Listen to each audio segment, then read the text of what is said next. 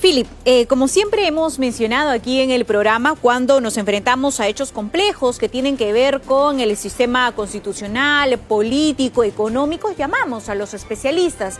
Y sin duda la retahíla de sucesos que hemos conocido en los últimos días, en las últimas semanas, pues nos confunden un poco, ¿no?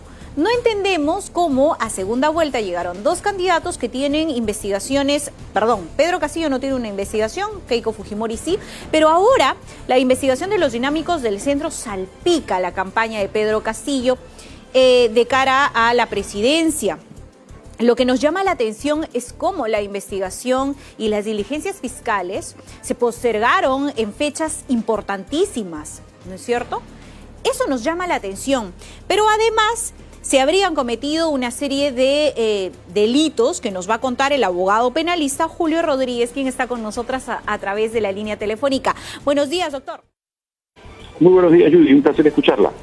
¿Cómo está, doctor? A ver, el caso Los Dinámicos del Centro, ¿no? Revisábamos la información, leí una importante columna también de sus colegas penalistas, hablando de la posibilidad o de la hipótesis de la Fiscalía sobre el financiamiento con fondos públicos. Además, hablamos del gobierno regional de Junín a la campaña de Perú Libre y su candidato Pedro Castillo. Cuéntenos un poco lo que usted sabe del caso y también los delitos que se habrían cometido. Bueno, aparentemente acá lo que se ha estado orquestando, y no hace un par de meses, sino ya desde hace tiempo atrás, y la Fiscalía ha estado realizando la labor de pesquisa y de infiltrarse en los detalles a partir de los colaboradores, es que se ha montado una organización ilegal para obtener fondos, no solo para inscribir al partido desde el momento de captación de firmas a través del empleo de los recursos del municipio y de gobierno regional para poder enviar a personal que trabajaba para la institución a recolectar firmas por todo el país, conforme se ha establecido allí. Incluso personas desde Junín han estado trasladándose hasta Lima y otras ciudades para poder recolectar un mínimo de firmas y así poder asegurarse su puesto en la administración pública. Ya con eso hoy tenemos sin ninguna duda la comisión de actos delictivos, no tenemos casos evidentes de la comisión del delito que fue instaurado recientemente por el Congreso, que es financiamiento ilegal de partido político. Esto está previsto en el Código Penal, en el 359A, y tiene sin ninguna duda una pena que es importantísima porque la gravedad del hecho, el quantum de dinero que se ha encontrado y que aparentemente se habría movido, permitiría pues establecer que se está ante el agravante, donde la pena mínima solo para ese caso sería de 8 años de pena privativa de libertad. Hay que agregar, evidentemente, que no solo se comete injusto, sino que los demás involucrados que han estado utilizando el otorgamiento de brevetes a partir de cobro de coimas, estamos hablando de cohecho. Sí, es una coima, modalidad tal cual. De cohecho también. Todo eso genera todo un espectro de delitos que permitiría fácilmente, ante un concurso real, superar los 20 años de privación de libertad. De acuerdo. Ahora, si bien es cierto, Pedro Castillo no está involucrado en esta investigación, quien sí está involucrado y de manera muy contundente es Vladimir Cerrón. Algunas dos pepas de Graciela Villasís. Vladimir Cerrón movió más de 1,5 millones en entidades financieras. La mayor parte de los depósitos de origen desconocido ingresaron al sistema en el 2013 durante su primera gestión en la región Junín. Cerrón señaló que ese dinero era por su trabajo como médico, pero además Dina Boluarte le transfirió 15.709 soles en el año 2020. Lo que ha señalado Dina Boluarte, quien ha guardado silencio en las últimas semanas, pero sí ha enviado un documento a través de su Twitter, es que ella creó una cuenta mancomunada que posee con el vocero del partido, Braulio Grajeda, en el año 2020, en diciembre aproximadamente, para que los militantes, aquellos afines a Vladimir Cerrón, realicen un aporte. Eso señala Dina Boluarte, quien ha dicho que no conoce al señor Arturo Cárdenas, pero la hemos visto en una infinidad de fotografías. Realmente ella es muy cercana al partido. ¿Qué papel juega Dina Boluarte o la investigación podría en todo caso involucrarla por este hecho?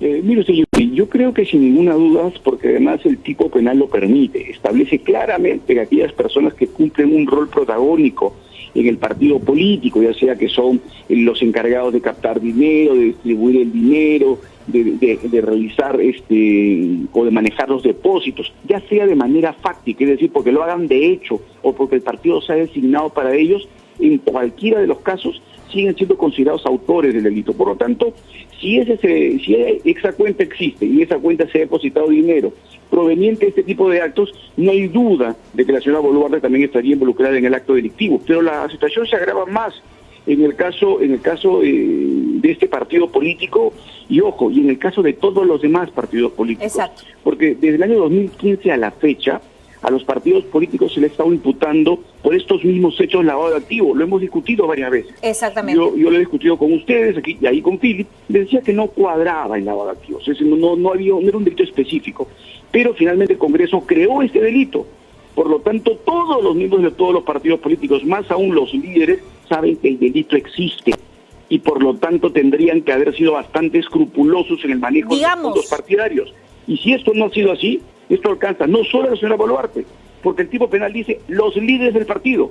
Esto puede llegar directamente hasta la cabeza del partido, porque ya no existe esa posibilidad, porque el derecho penal así lo prevé. Doctor, yo no puedo ignorar lo que tengo que saber. Ajá. Doctor Rodríguez, digamos que en términos coloquiales, en guerra avisada, ¿no es cierto?, se tenía una advertencia sobre lo que podría suceder si en todo caso los candidatos, los miembros de los partidos no eran escrupulosos con el financiamiento. No pretendo hacer una comparación, un símil, pero recordemos el caso de su contendora, de Keiko Fujimori. Se habla de una organización criminal con un ala política, ¿no es cierto?, y otra operativa, otra que lo que usted menciona, la palabra de facto, ¿no es cierto?, que estaban encargados de las reuniones, de la recaudación del dinero. Y en este caso, ¿por qué, si José Pérez señala que Keiko Fujimori sabía, porque era lideresa del partido y conocía estas dos alas, estos dos brazos, el brazo político, las conversaciones por el chat, los audios, ¿por qué en el caso de Perú Libre no podríamos estar ante una misma figura? También tenemos audios, se habla del 50% de la campaña, se habla de apóyame con los buses, se habla de elevar la tarifa de las coimas, porque así se le llama, si te prometen un brevete sin pasar por todos los controles y tú pagas una suma asignada por un funcionario y te dan tu brevete y firmas un planillón, entonces estamos hablando de una coima, ¿no es cierto, doctor Rodríguez? No hay duda, eso es el ejemplo más sencillo de lo que es corrupción, la modalidad básica de corrupción. Ojo, sin perjuicio de que se habla de contrataciones de personas o de empresas, claro, para que destinen el dinero. Ahí elevamos incluso la gravedad del hecho, porque eso podría ser ya colusión, y en colusión tenemos una pena de hasta 15 años. Como le digo, el escenario de todo el engranaje criminal que se puede percibir a partir no solo de la inscripción del partido, el financiamiento del partido y los gastos en campaña, significa claramente que estamos ante un montaje criminal que, como usted lo acaba de decir, si se le compara con otros casos, en esos otros casos no se tenían datos tan contundentes como en este. Pregunta. Sin embargo, dígame. Pregunta, doctor. En el caso de Keiko Fujimori, hacíamos acá un ejercicio de memoria con Philip, nosotros cuestionamos en algún momento esta figura de la rifa o la puesta en escena de los cócteles, ¿no es cierto? Pero la diferencia con este caso es que estamos hablando de fondos públicos, ¿no?, que salían presuntamente, según hipótesis fiscal, del gobierno regional de Junín. ¿Eso es agravante? No, claro que sí. Por eso es que está ligado no solo al delito de financiamiento ilegal de campaña política o de partido político, sino que está vinculado a todos los actos de cohecho o de corrupción, entre lo que puede estar colusión desleal. Y si simplemente se han apropiado del dinero aquellas personas que lo reciben ilícitamente en el gobierno regional, un administrador, un tesorero, un gerente, y se queda con ese dinero y lo destina al partido, ahí además se suma peculado. Por eso le vuelvo a repetir, la cantidad de ilícitos que uno puede encontrar acá es bastante grande, y el compromiso, de acuerdo a la estructura que establece el reportaje que han sido propalados estos últimos días, evidencia claramente que esto llega hasta el partido. Algo más, porque es importante que se comprenda, ya en el derecho penal se ha construido una teoría muy clara, que se llama el rechazo a lo que se entiende como ignorancia deliberada, es decir, aquella persona que por su rol por su función, por su ubicación en la parte más alta de un partido político, de un cargo público, de una institución privada, tiene el deber de control y decide mirar un costado, es decir, decide ignorar lo que ilícitamente sucede, no es que quede excluido de responsabilidad, sigue respondiendo penalmente. Entonces, el candidato que está en la cabeza de una organización partidaria y no quiere ver de dónde salen los fondos, y estos fondos son cuantiosos, no es que queda sin ninguna posibilidad de responsabilizarse penalmente. Si él optó por mirar al costado siendo la cabeza, igual responde penalmente por todo lo que debió saber. Finalmente, la investigación es compleja. De hecho, la Fiscalía ha solicitado 36 meses de prisión preventiva para al menos 20 implicados. Tiene en su carpeta algunos testimonios de testigos y colaboradores eficaces. Para otros ha pedido comparecencia con restricciones. Estamos hablando entonces de ¿qué tipo de investigación, doctor Rodríguez? Bueno, estamos hablando de una investigación de crimen organizado, ¿no? Acá se le aplica no solo un agravante para el delito de financiamiento ilegal, que tiene dos agravantes. Un agravante está vinculado a la cantidad de dinero que se encuentre. No se habla de 50 unidades impositivas tributarias, acá se ha encontrado 800.000 soles solo en efectivo. Entonces, no hay duda que estamos en el agravante, pero además el agravante se configura cuando los que están inmersos en el acto criminal son parte, miembros, integrantes o utilizan organizaciones criminales. Es decir, que por donde se le vea, este caso va a tener una modalidad agravada y ligado a crimen organizado. Ahora, me gustaría tener su opinión, ya no tanto estas respuestas objetivas desde el punto de vista profesional y legal, doctor Rodríguez. ¿Por qué? Porque se ha realizado la postergación de una diligencia importantísima, un mega operativo contra 37 involucrados, incluso programado para antes de la segunda vuelta, y la diligencia se realiza después. Eso, por supuesto, llamó la atención de la prensa, del Congreso también. Citaron a la fiscal de la Nación, Zoraida Ábalos, no acudió. Solicitaron la presencia o las respuestas del fiscal coordinador de las Fiscalías Anticorrupción, Omar Tello, tampoco dio respuesta. Pero en otros casos, lo que recordamos aquí en la prensa, por supuesto, es que se realizaron rápidamente allanamientos, incautación, todo televisado, todo registrado por una cámara. ¿Usted qué opina, doctor? En este caso, un megaoperativo postergado y no hemos visto estas diligencias que son muy fuertes. Es más, Graciela Villasís denunciaba que no se transmitía las audiencias en vivo por Justicia TV, se suspendió una primera audiencia, una segunda audiencia, y recién se realizó ayer de manera pública y se continúa hoy. Eso nos llama la atención. ¿Cuál es su opinión, doctor Rodríguez? Bueno, mi opinión es bien clara al respecto. Miren, lo primero, yo no estoy de acuerdo, lo he mencionado varias veces, lo he dicho con ustedes, no estoy de acuerdo que las diligencias de allanamiento se transmitan por medios de comunicación, o que la policía o eventualmente la fiscalía filtren los videos de allanamientos que son evidentemente actos absolutamente reservados. Distinto es, y eso es gravísimo, esto debería merecer una investigación en el órgano de control interno y las sanciones correspondientes, porque suspender un operativo sin que exista una razón de peso, de fuerza mayor, significa claramente el buscar darle un respiro, ¿no?, a un partido político, porque si en otros casos en plena campaña se ha solicitado una medida de prisión preventiva o el revocamiento de la libertad otorgada a la candidata, resulta extraño que en este caso, ¿no?, a pesar de que el fiscal encargado del caso presione para que se realice el operativo de intervención, el coordinador le diga que no es el momento. Entonces la pregunta sería, ¿y por qué no es el momento? Ahí había una intencionalidad política, y en el preciso instante que la función pública se ve comprometida por intereses políticos, evidentemente eso ya no solo es una pérdida absoluta de objetividad si se trata de un fiscal o si se tratase de un juez de imparcialidad, sino que además debería merecer las sanciones correspondientes, que establece claramente los dispositivos internos de las organizaciones que se encargan del sistema de justicia. Eso se llama el apartamiento de esa persona de la función, porque está comprometiendo su función por intereses de otra institución, en este caso por intereses del Ejecutivo, del Legislativo o partidarios. Entonces, ahí sí estamos ante un hecho gravísimo desde la perspectiva funcional. Y eso evidencia además una tendencia de apoyar indebidamente a un partido político en pleno momento de la campaña electoral.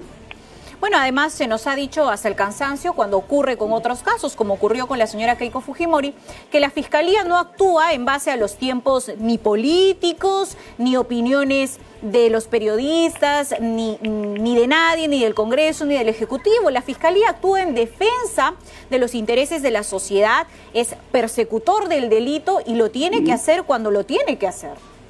No tiene plazos establecidos por calendarios políticos ni por ningún otro tipo de calendario más allá de lo que el fiscal establezca en su teoría del caso y en su estrategia. Eso es lo único que debía guiarlo. Y por ende, el limitarle a un fiscal realizar un operativo que tenía ya montado con esa excusa es evidentemente un hecho grave. Que el fiscal no lo haga porque no tiene los recursos correspondientes, porque le faltó destino de recursos, o trasladar operativos, grupos operativos, etcétera, eso es razonable. Pero que lo diga porque no es el momento. Claro. O en todo caso, si existe una denuncia de falta de garantías en seguridad, por ejemplo, si el fiscal está amenazado, y ha ocurrido, por ejemplo, en la región Ancash, o cuando no se le brinda la logística necesaria, no se les da camionetas, correcto, no se le da efectivos policiales y demás, ¿no es cierto? Eso es un argumento sólido. Totalmente válido y atendible, porque no puede exponer su vida ni la integridad de su equipo, el fiscal, si es que no tiene las garantías. Pero no quieren responder, o sea, eso es absolutamente correcto, pero lo otro es absolutamente irregular. Pero como lo hemos visto, en este caso hay una serie de circunstancias bastante extrañas que rodean este caso. Tenemos a esta persona que es candidata a la vicepresidencia, Boluarte, que técnicamente ni siquiera debió haber sido candidata porque todavía está cumpliendo función pública. Esto es inaudito. Yo no he visto ningún otro caso en donde el órgano electoral no haya sacado a la persona, independientemente del cargo que tenga en cuanto a su rango. Si puede ser la persona más importante de la institución pública, puede ser la menos importante, eso no interesa. La ley no hace esa diferencia. La ley dice claramente que tiene que haber renunciado a la función pública, no haber pedido licencia, no haber pedido permiso, no haber pedido ningún tipo de prerrogativa especial. Es claro, renuncia. Y renuncia obviamente aceptada. Si no es así, esta persona estaría en un impedimento absolutamente claro para poder postular al cargo público. Bueno, de ese tema, el tema del Jurado Nacional de Elecciones, sin duda vamos a conversar aquí en el programa más adelante. Doctor Rodríguez, muchísimas gracias. A usted, gracias, Judy. Arranca tu día con el magazine más dinámico del Perú. Noticias, entrevistas, efemérides, política, espectáculos y todos los deportes, las eliminatorias al Mundial, la Liga 1 y la Champions. De lunes a sábado de 6 a 10 de la mañana por Willax Televisión y por TVO Radio 91.9 FM, la radio con fe. Los astros te serán propicios en TVO. Por Facebook, Twitter y YouTube. Suscríbete y activa las notificaciones. A veces es difícil elegir qué mascota tener. Gato. Perro. Gato. Pero para elegir tu lote... Facilote. Obvio. Porque comprar tu lote es facilote. Elige cómo. Ingresa a terreno.pe o llámanos al 616-9009. Centenario.